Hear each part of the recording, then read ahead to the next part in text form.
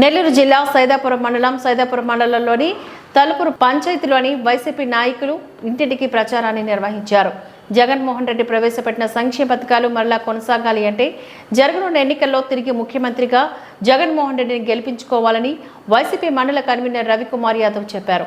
వెంకటగిరి నియోజకవర్గ వైసీపీ అభ్యర్థి రామ్ కుమార్ రెడ్డి ఆదేశాల మేరకు మండలంలో ఎన్నికల ప్రచారాన్ని వైసీపీ సోమవారం సాయంత్రం నిర్వహించారు.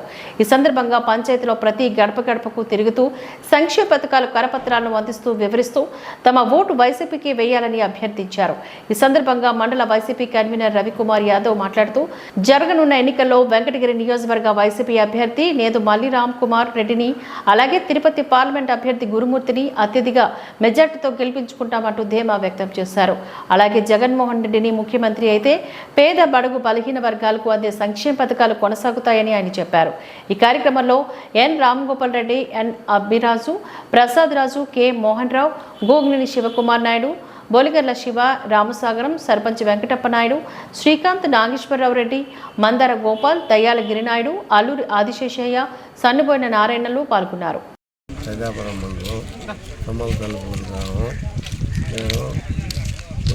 గ్రామం సభ వెంకటయ్య నాయుడు గారు గత 10 సంవత్సరాలుగా మున్సబ్గా చేసి 84లో రిటైర్మెంట్ చేశారు. తర్వాత పనిచేసి రిటైర్ అయ్యి ప్రస్తుతం గ్రామంలో ఖాళీగా ఉండి వైసీపీ పార్టీలో మేము ప్రచారం చేస్తూ సపోర్ట్ చేస్తున్నాం. మా గ్రామంలో వైసీపీ ప్రచార కార్యక్రమంలో ఈ సందేశం మీకు తెలియజేస్తున్నాను. మా గ్రామంలో 2 బూతులు, ఒక బూత్ 1100, 2 బూత్ 900 చల్ల, మొత్తం 2000 చల్ల ఓట్లకు గాను మా వైసీపీ పార్టీకి దాదాపు 450 ఓట్లు లీడింగ్ వస్తాయి. కాబట్టి ఈ కార్యక్రమం జయప్రదంగా జరుగుతుంది. వైఎస్ఆర్ పార్టీ పదవి ముఖ్యమంత్రి కార్యక్రమం. జై జగన్.